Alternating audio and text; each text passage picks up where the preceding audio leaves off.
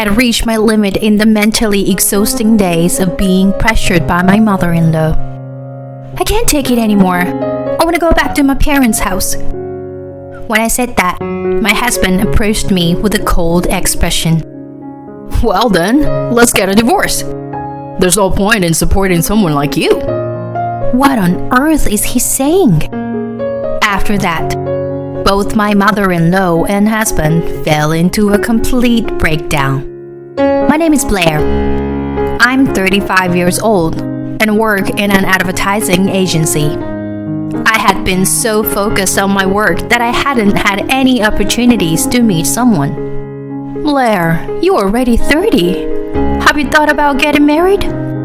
Yeah, but I'm not really interested in that kind of thing. At that time, my parents gently urged me to consider marriage. However, I purposely avoided having any interest in marriage back then. I lacked confidence in myself when it came to romance. In fact, I had become quite timid when it came to romance. I was afraid that even if I desperately tried to find a boyfriend, we would break up before reaching marriage. I didn't want to be filled with expectations and then be betrayed. Just the thought of it made my heart ache.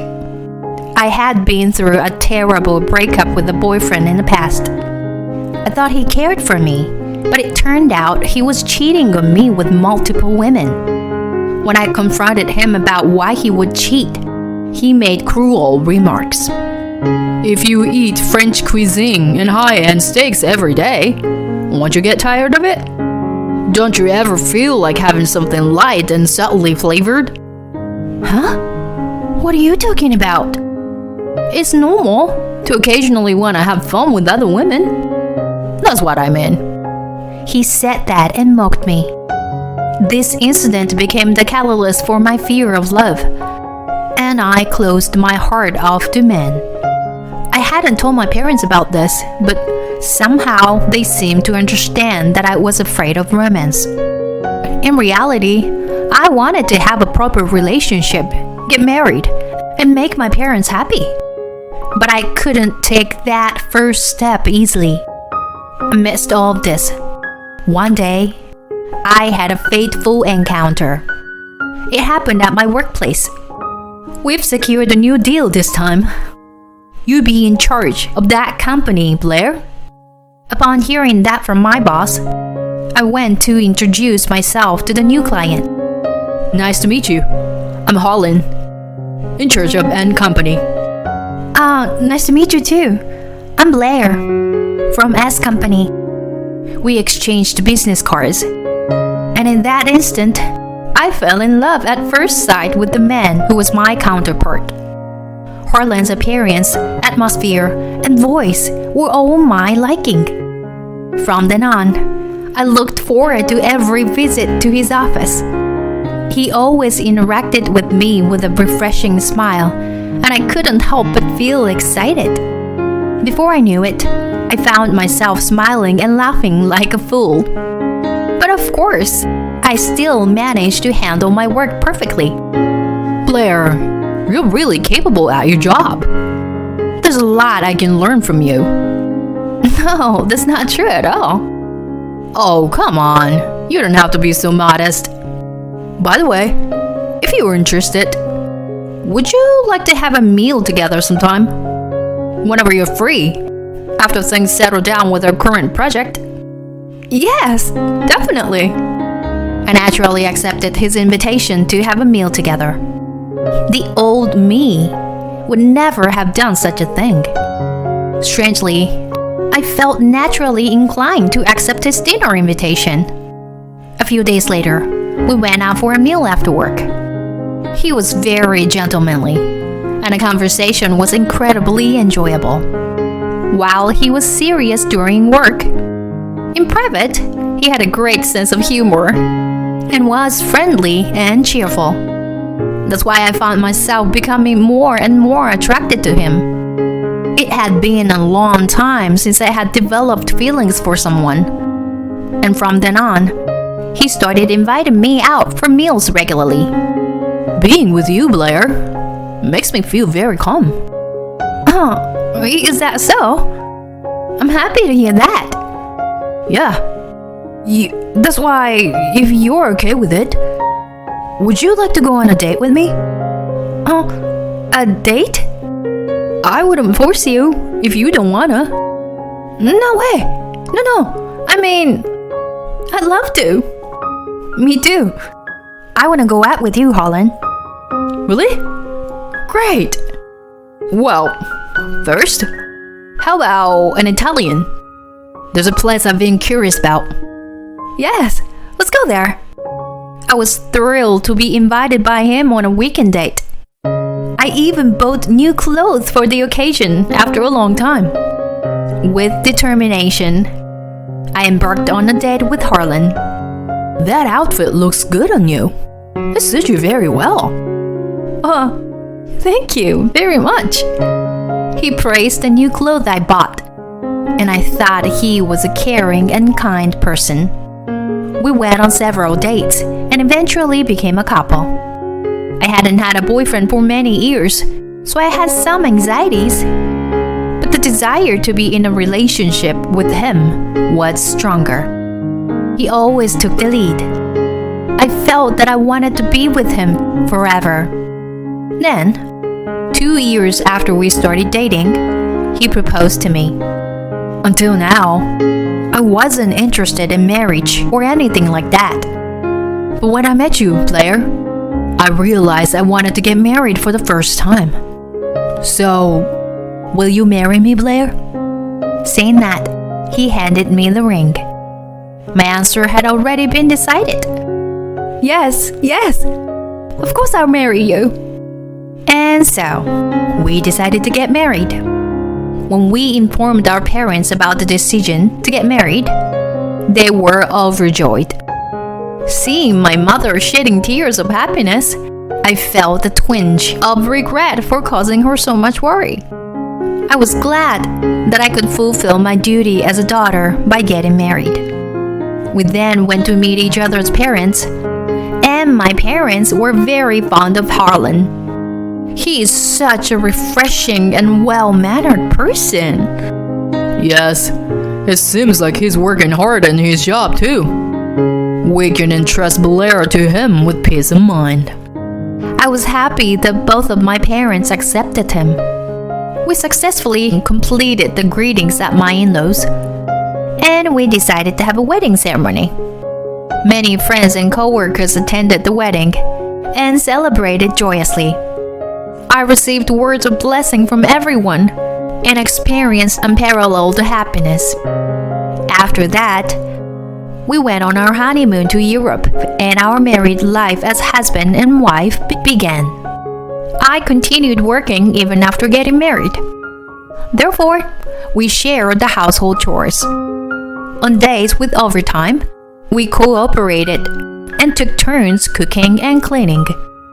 My husband had lived alone for a long time, so he could manage to cook to some extent. Even though it was mostly simple pasta, I was grateful that he made it. On our days off, since we both enjoyed visiting cafes, we would search for new cafes we hadn't been to and go together. We also went to the beach as part of a drive and had a great time together. Our newlywed life was very happy in that way. I, who was timid in love, never imagined I could have such a happy married life, so I was truly delighted. We will continue to create joyful memories together in the future. We want to have kids too. I was thinking like that. So I never dreamed that such hellish days would come after that. 3 years have passed since we started our happy married life together. We still had a great relationship and were happy. In the midst of that, one day, an unexpected event occurred. Huh? Dad collapsed? It was a sudden message from my mother-in-law. She said that my father-in-law suddenly collapsed at home and was taken to the hospital by an ambulance. We immediately headed to the hospital. The cause seemed to be a heart attack. He underwent emergency treatment, but my father-in-law passed away. Why did you leave me behind? My mother-in-law, seeing my father-in-law sleeping in the hospital room, broke down in tears. Both my husband and I were deeply saddened by his death. But my mother-in-law's despair was unbearable to witness. Even during the funeral, she was engulfed in sorrow. It seemed like my husband had some thoughts as he observed her state. After the funeral, my husband approached me and said something like this: Leaving mom alone is a concern. I'm thinking of living together in my parents' house. Huh? Living together? Yeah. Seeing mom's despair worries me. What do you think? Harlan, to be honest, I wasn't very enthusiastic about living together. I thought about whether it was the right thing to do for the sake of my husband. Okay, let's do it. Thank you, Blair. I'll contact mom right away. My husband said that and called his mother, deciding to move to his parents' house. My mother-in-law, feeling lonely being alone, quickly accepted the idea of living together. And so, our cohabitation with my mother-in-law began. Even though we started living together, my mother-in-law still carried the heavy burden of grief from losing her husband, and she wasn't very energetic. So my husband and I shared the household chores as much as possible, trying to lessen her load. The house was bigger than our previous one, so it took a bit more time, but it wasn't a major issue. However, around 6 months, my mother-in-law's attitude started to change. Hey, Blair? Why are you letting Harlan do the household chores? Oh, well, since we both work, we've always shared the household chores. What are you saying? The wife should do that kind of thing. What? And what do you mean by saying you've always shared the chores? Have you been making him do the chores all along? This is unacceptable. My mother-in-law started shouting like that. From now on, I absolutely won't let Harlan do the household chores. You will do everything. You got that? What? After that, all the household chores ended up being my responsibility. Whenever my husband tried to help, my mother-in-law would say, Harlan, you don't need to do them. She tried to prevent my husband from doing any household chores at all. I ended up struggling with all the housework on my own every day. Meanwhile, my mother-in-law seemed to be getting more energetic day by day. In proportion to that, she became more strict and critical towards me. What's this? This dish doesn't taste good at all. Did you always feed my son with such terrible food? Unbelievable. My mother-in-law constantly complained about my housework like that. And my husband didn't intervene to stop her bad-mouthing me. Hey, why don't you stand up for me? Isn't it a sign that mom is feeling better? Let her say a few things. She's grieving for losing dad, you know. It's a good thing that she is feeling better. But logically, it's not right. I have no reason to endure complaints and bad-mouthing from her. But her insults towards me just never stopped. She also put pressures on me, asking when we would have her grandchildren, or when I would quit my job. The burden of chores increased, and I was under stress from my mother-in-law, both mentally and physically. And in the midst of all that, an incident occurred that made me suspect my husband's infidelity. I learned about it from a colleague. Isn't this Harlan? The colleague, who was on a trip to a local tourist spot, witnessed Harlan walking with an unfamiliar woman there. Harlan had said he was on a business trip that day and wasn't at home. When I looked at the photos sent by my colleague, there was no doubt it was Harlan. Perhaps she was someone he was traveling with on a business trip.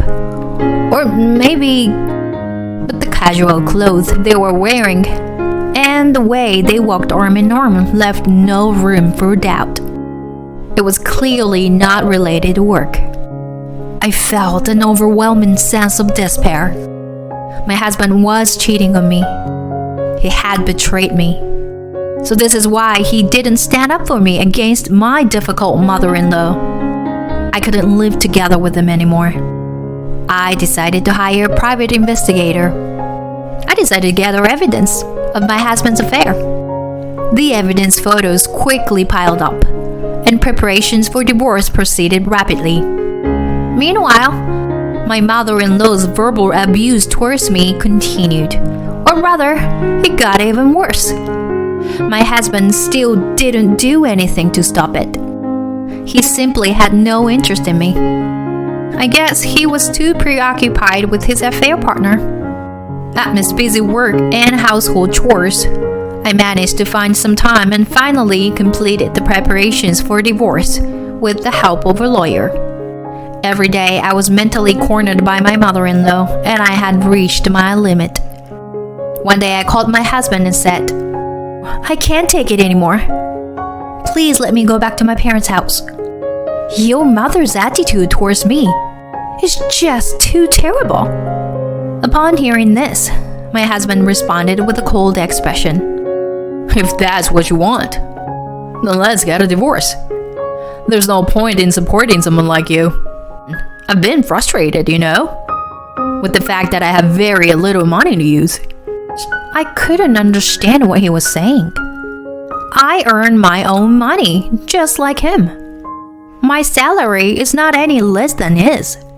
Furthermore, I do all the household chores. In an instant, my remaining love for my husband vanished. Well, there was no other choice but to divorce, especially considering his affair. Fine, let's get a divorce. My husband was surprised by how readily I agreed to divorce. There was no reason to hesitate anymore. The following week, I immediately began the divorce proceedings. I started packing my belongings to return to my parents' house. That's when my mother-in-law said, Did you decide to get a divorce by any chance? I always thought that a woman like you wasn't a match for Harlan. She continued to belittle me, even now. And my husband joined in and laughing alone. Yeah, you're right, Mom. I'm glad that the divorce is happening. Ignoring the two of them as they laughed, I left my in-laws' house. Afterward, both my mother-in-law and husband experienced a rapid downfall. I immediately sent proof of delivery to my husband's workplace through my lawyer. The contents, of course, included a demand for compensation for the affair.